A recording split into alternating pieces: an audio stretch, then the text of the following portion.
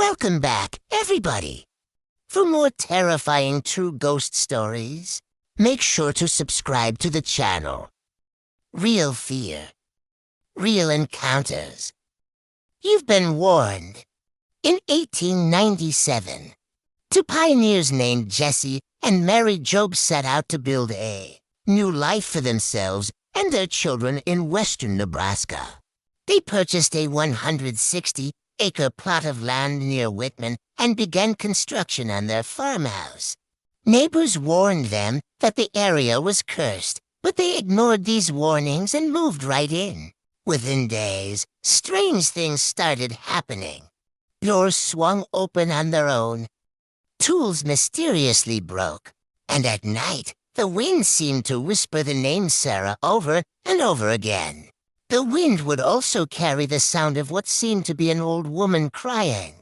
Jesse and his sons tried to hunt the source of these sounds, but no matter how far they traveled across their property, the cries always seemed to come from just beyond the next hill.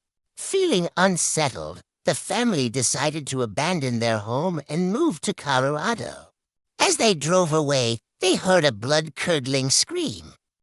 Had the land finally claimed another victim?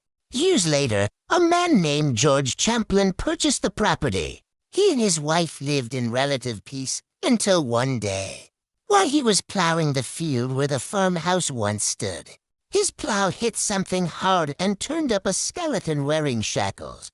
Soon after this grisly discovery, the Champlins began experiencing the same haunting activity that drove the Job family mad.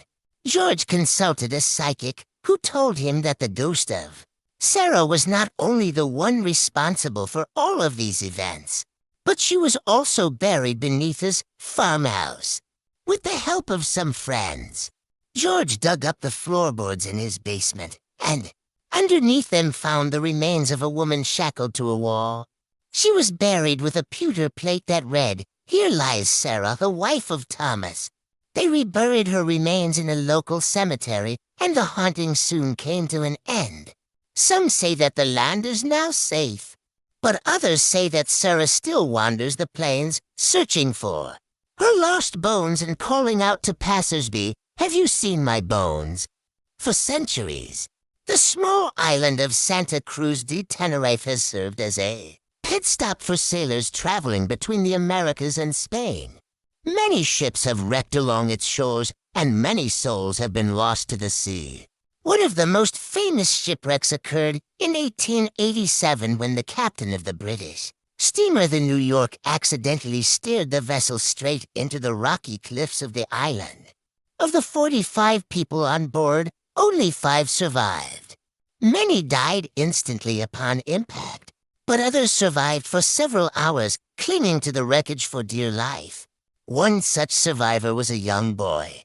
He managed to stay afloat by grabbing onto the ship's captain, even after he died and the body began to bloat. After being rescued from the wreckage, the boy was taken to the nearest hospital, where he recovered from his injuries, both physical and mental, in the intensive care unit. It was here that he passed away from complications due to the shipwreck. He was only 11 years old.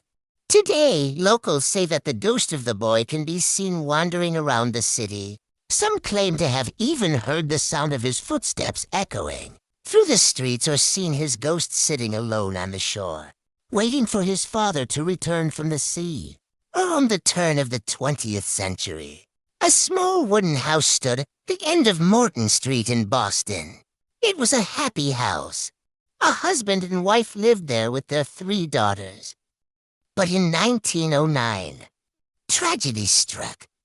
The mother became ill and died. The father and his 3 daughters were devastated. They missed her so much that they refused to leave the house, even after the funeral. Years went by and the 3 sisters grew older, but they never left their childhood home. Eventually, their father passed away too. People who walked by the house on Morton Street often heard the faint sound of singing coming from inside. It sounded like the voice of an angel.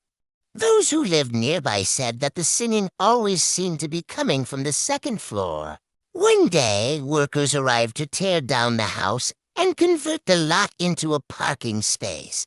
As they began demolishing the building, they discovered the skeletons of 4 people in the living room. Each had a nameplate hanging from their neck with the name of one of the sisters written on it. The workers quickly finished demolishing the house and fled. To this day, people say that if you stand on the empty lot at dusk and listen closely, you can still hear the mournful singing of the sisters floating up from the grave. For more terrifying true ghost stories, make sure to subscribe to the channel. Real fear. Real encounters. You've been warned. Tucked away in the quiet English countryside sits the village of Great Ayton. It seems like your typical quaint neighborhood with nice houses and friendly faces. But during the late 1800s, Great Ayton was known as Murder Alley. That's because between the years of 1888 and 1892, 7 murders had been committed on its streets. All of the victims were women. All of them had been strangled. It was clear that the killer or killers were targeting women who lived alone. Fear hung heavy in the air as residents barricaded themselves indoors at night. Many wondered if they'd survive to see the morning. Then suddenly, the killing stopped. Case went cold. Great Ayton slowly returned to normal. But now, over a century later, many believe that the ghosts of Murder Alley still walk among us. Some claim that if you visit Great Ayton at midnight and knock on the doors of the homes where the murders occurred, you can hear the disembodied voices of the victims inside begging for their lives. For centuries, the waters off the coast of Ireland have been known as some of the most treacherous in the world. Storms roll in quickly and without warning, whipping the surface of the ocean into a frenzy. It's little wonder that so many ships have met their demise on these shores. One such ship was the RMS Titan. This Titanic replica was built in 1991 and made its first voyage in 1995. It was designed to mimic the doomed ship as accurately as possible, right down to its wooden lifeboats. For years, it sailed tourist routes in the North Atlantic, giving thrill-seekers a taste of what life was like aboard the Titanic. But on September 13, 2011, the Titan suffered a catastrophic engine failure. It was sailing for 100 miles off the coast of Ireland when it began taking on water. An emergency beacon was sent out, and within hours, the Irish Coast Guard launched a search and rescue operation. But it was too late. The Titan had sunk. 4 people lost their lives. Now, every so often, pieces of debris wash up on the shores of Ireland, serving as a grim reminder of the tragedy that unfolded in the waters off their coast. Some say that the restless spirits of the crew and passengers are forever trapped on the seabed, doomed to wander the depths for eternity. Others claim that the ghost of the Titan can be seen sailing through the fog on moonless nights, its wooden lifeboats creaking ominously in the wind. A chill wind swept across the moor as Daffyd Thomas hurried along the path.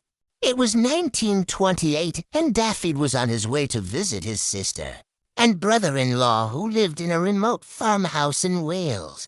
Suddenly, he noticed a figure standing in the middle of the road directly in front of him. As he drew closer, he realized that it was a young girl dressed in Victorian nightcloths. She looked at him with vacant eyes and then vanished. Shaken by the encounter, Daffyd continued on his way, assuming that he had simply imagined the whole thing. But then he saw her again, standing in the doorway of his sister's house. When he knocked on the door, she disappeared. Concerned for his sister's safety, Daffodil pushed the door open and entered the house. To his horror, he found his sister and brother-in-law lying dead on the floor. Their eyes were wide with terror, as if they had been staring at something in the middle of the road, something that had then come inside and killed them. He ran outside, hoping to find the girl, but she was nowhere to be seen. To this day, nobody knows what killed the couple or where the ghostly girl came from. But locals believe that she may be the ghost of a young girl who died in childbirth and is now doomed to roam the roads forever, searching for a new mother to take care of her. All right, guys, now it's your turn. Have you ever seen a ghost? Let me know in the comments section below. And for more terrifying true ghost stories, make sure to subscribe to the channel. Real fear. Real encounters. You've been warned.